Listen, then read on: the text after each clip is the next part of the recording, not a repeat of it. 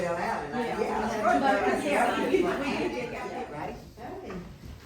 So, he said, I'm from the Great Mississippi Tea Company. We started our farm now 12 years ago. Originally it was cattle, had been cattle, and the other person who owns it, Jason, had been in his family for about 100 years.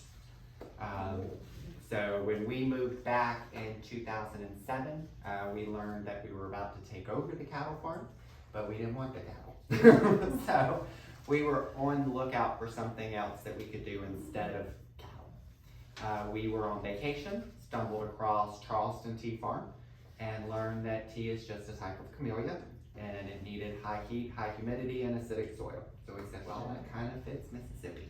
Yeah. So maybe we could do this. So we kind of stuck the idea in our pocket and said, we'll think about it. Well, by the time we made it back home, we said, well, let's just buy some plants and see if we can even keep them alive.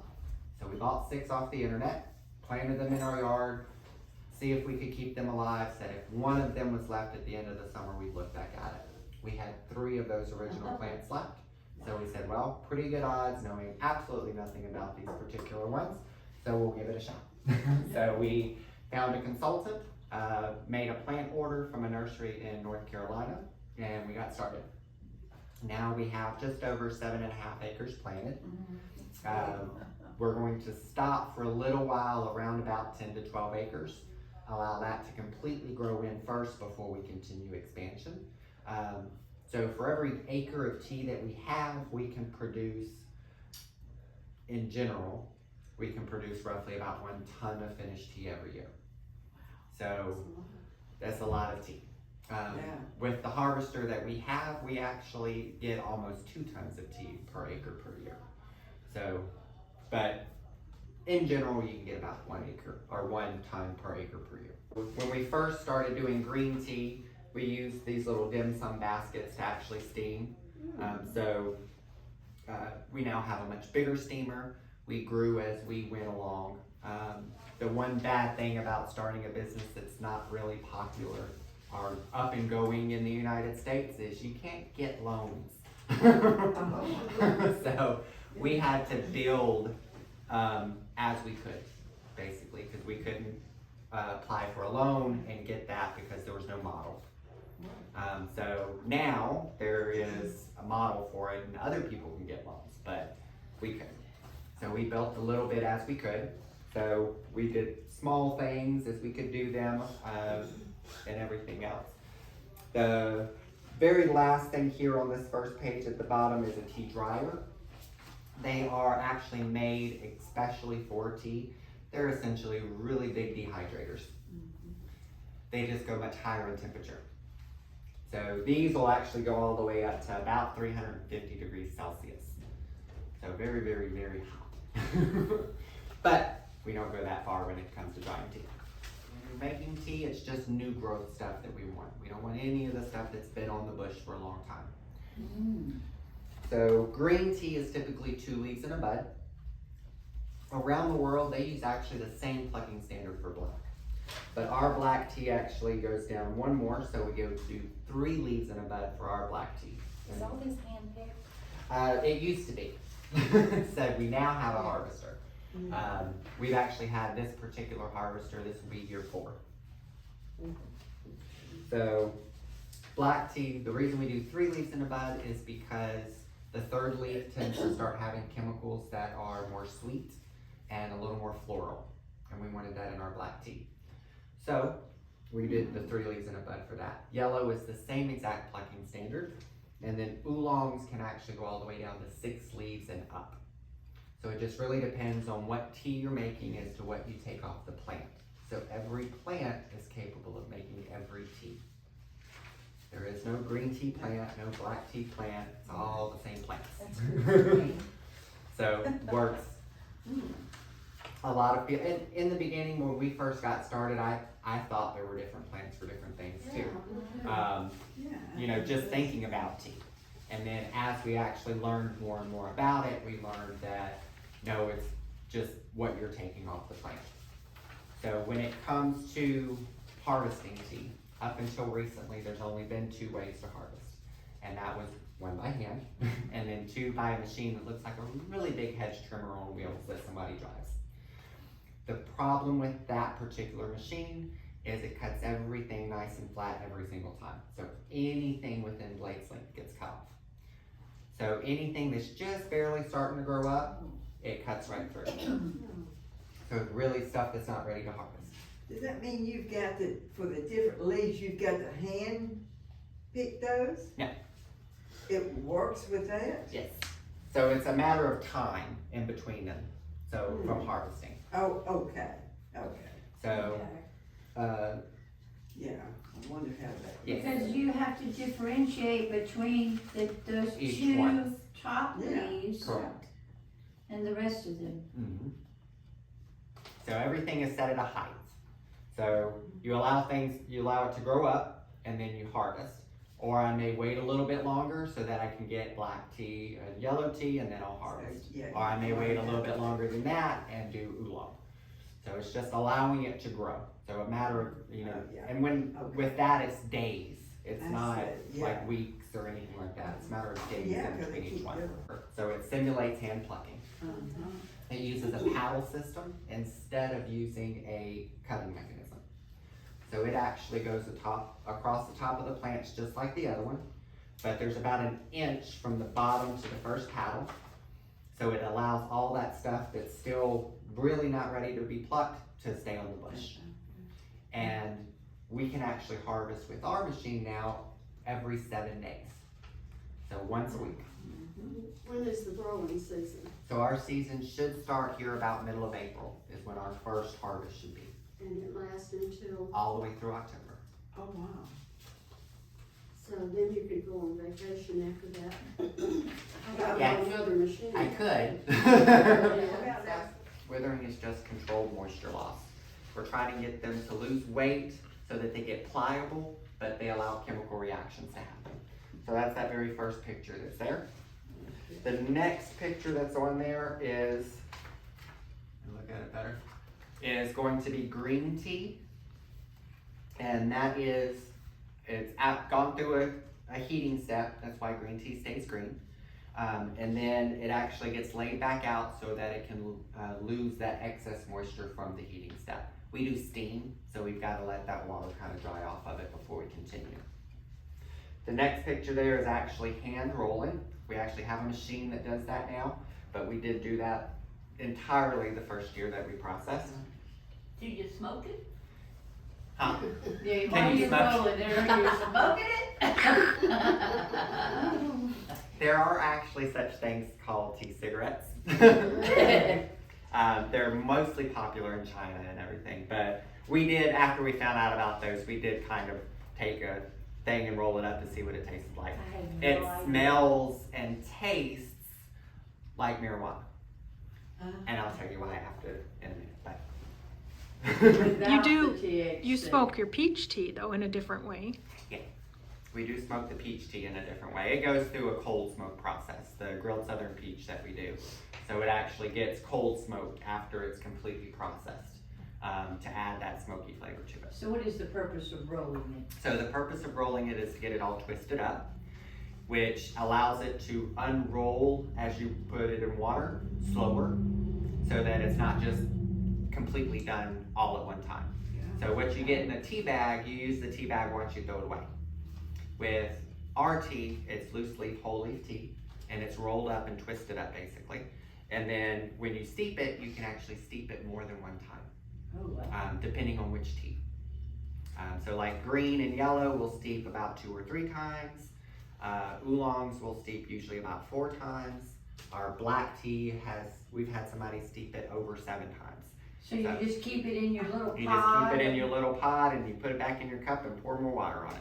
And you store it in the fridge between In servings? between, so if you're doing it later that day, you can just put it in a plastic bag and leave it on the counter. Wow. Tea is extremely absorbent, so do not just leave it out. You'll need to put it in something, or else anything that you've cut anywhere near it, that is now what you're gonna taste. So always wrap it up. The last picture there at the top is black tea. That's once it's been oxidized. So black tea goes through full oxidation. So it needs to completely brown out. So that's why you get that nice pretty color in your cup when it comes to black tea. And then if you go down in the middle, that's just an array of teas. It doesn't really show the color very well. And then it has the black tea and what it looks like, and then our packaging and some of it on the board there, which that is Mississippi Queen, which is one of our greens. So the smoking it thing, I'll tell you about that. Really nice tidbit.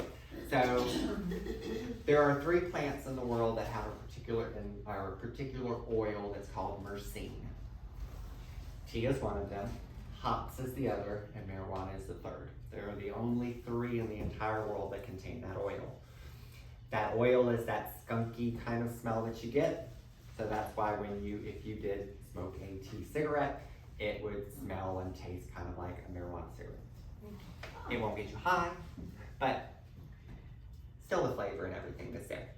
Another really great trick when it comes to tea, if you get a smell in your car, I've had one, it was awful. We spilt some brisket juice and then shrimp juice in my back seat, and it got underneath the seats, and we just couldn't get rid of the smell. And our secretary at our other business at the time was like, oh, get you some tea bags and just throw them in there and close it up for the weekend and come back and it'll be gone. I'm like, I'll give anything a shot at this point. So we did. This was way before we ever got into tea. We threw some tea bags in there, closed it up for the weekend. I didn't open it, didn't touch it. Monday morning, opened the car, the smell was gone. Wow. The tea bags had sucked up all of that out of there. How many tea bags did you have to use? We used like 4 of the little small ones. Really?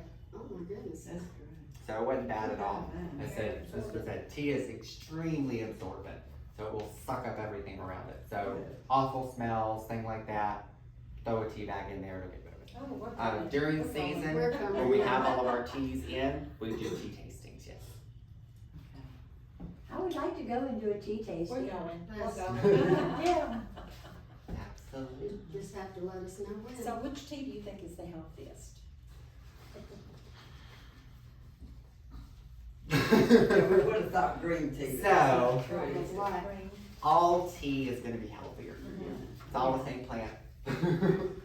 The misconception when it comes to green tea is, yes, green tea does have more of the healthier enzymes and stuff in them. The problem with that is you cannot drink enough of it to get those Oh. benefits. I drink it all the time. My son drinks it all the time. Even if you drink it all the time. There was a study done, I think at Mayo, but maybe it's a big cancer clinic in New York, it's been long enough when I looked it up. They were actually using green tea for leukemia patients and having some Yes. success. Wow. So right now they are doing, MD Anderson is doing research. We have been working with them for the last 4 or 5 years. And every year they buy leaf about 6, 7, 8 times during our season, and they've been doing research on it. It was supposed to be a 2-year study, and it has now turned into a 5-year study because apparently something is working. So they are working on that. Yes, I know a bunch of people are. We do know the best way to actually get all of the benefits is to consume the entire leaf itself. So like matchas, which is a ground up green tea into a powder, and you stir it up in water and you drink the whole thing. You get all of the benefits that way because you're actually consuming the entire leaf. Just drinking regular tea doesn't do as much because it's only so much of it is coming out of the plant when you steep it in water. So the antioxidants are locked in the leaf.